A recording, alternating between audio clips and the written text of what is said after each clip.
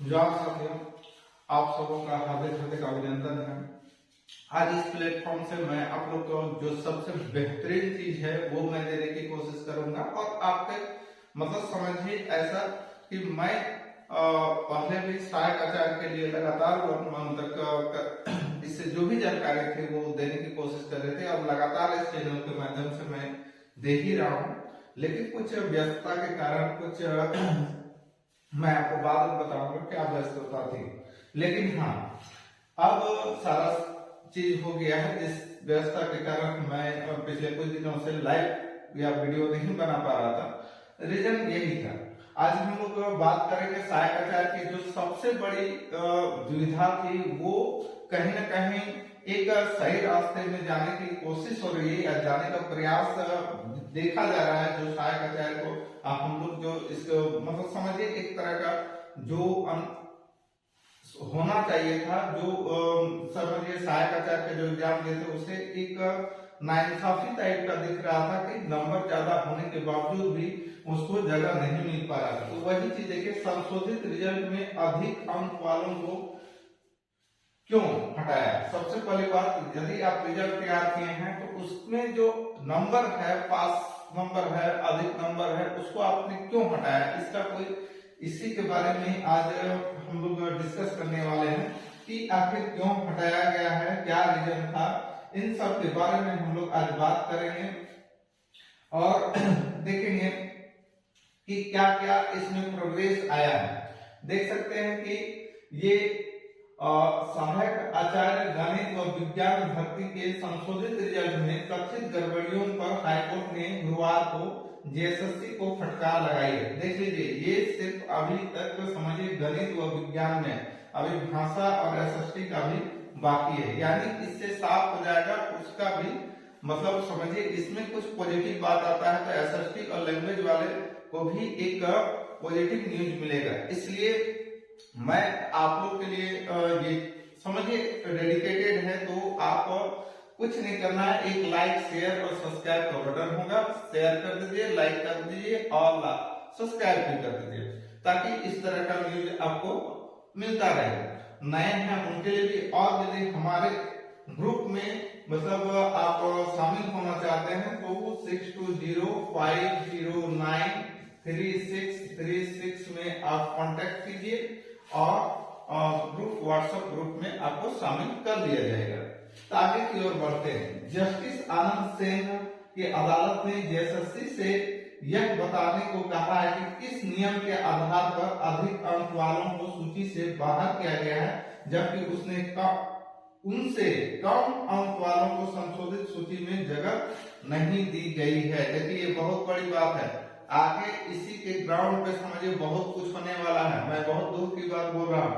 Raw marks और ये normalise का जो है ना, वहां भी देखिएगा कि आपको क्योंकि वो चल रहा है ऑलरेडी, वो भी कहीं ना कहीं फंसेगा। देखिएगा, याचिकाकर्ता और किशोर कुमार व अन्य की ओर से अधिवक्ता चंचल जैन ने कोर्ट में बताया कि प्रारंभिक परिणाम में उन्हें बाहर कर दिया गया, ठीक है।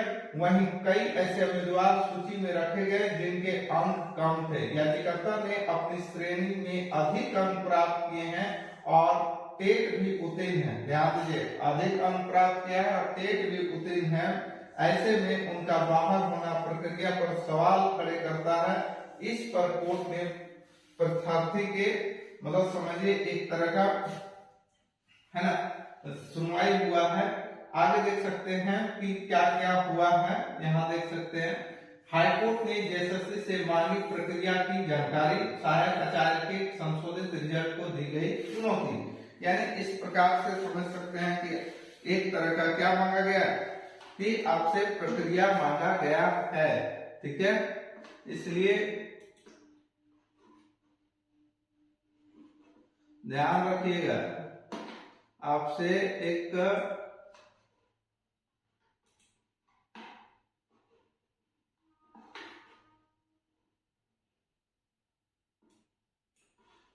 नेक्स्ट हम लोग देखते हैं इसी से रिलेटेड एक और एक चीज है जो मैं आपको बताना चाह रहा हूं कि सीरियल केस में समझिए, ये एक तो हो गया बहुत बड़ी अपडेट, और दूसरा सीरियल केस में गोरखपुर यानी सीरियल केस में क्या देख सकते हैं कि क्या संशोधित हुआ है, ये भी देख लीजिए।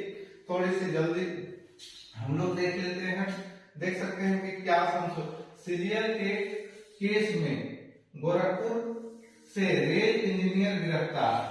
समझिए रेल इंजीनियर जो है वो क्या है, गिरफ्तार हुआ है। ठीक है, जेएसएससी सीरियल परीक्षा का पेपर उपलब्ध कराने का झांसा देने वाले गिरोह में शामिल रेल के एक सीनियर इंजीनियर, लेकिन अभी भी ये नहीं स्पष्ट हो रहा है सीआईडी की तरफ से कि पेपर लीक हुआ। सिर्फ झांसा पे झांसा चल रहा है। स्टूडेंट को लगता है कि मेरे साथ झांसा हो रहा है। देखते हैं झांसा का खेल कब तक चलता है। विनय साहू को यूपी एसटीएफ ने गोरखपुर से गुरुवार को गिरफ्तार किया। गिरफ्तारी के बाद एसटीएफ ने सूचना झारखंड के सीआईडी को दी। विनय के खिलाफ सीआईडी ने जनवरी में विभिन्न धाराओं में मुकदमा दर्ज किया था। विनय साह के पास से टीम ने एक नेपाली सिम और एक भारतीय सिम बरामद किया है।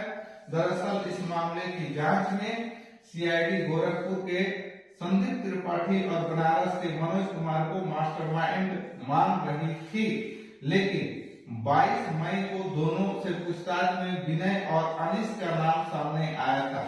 उसी में से विनय और अनिश का नाम आया था और विनय शाह जो है वो कहाँ का है, गोरखपुर का है और उसी को गिरफ्तार किया गया है। जैसे यूपी एसटीएफ ने गोरखपुर गुरुवार से गिरफ्तार किया है।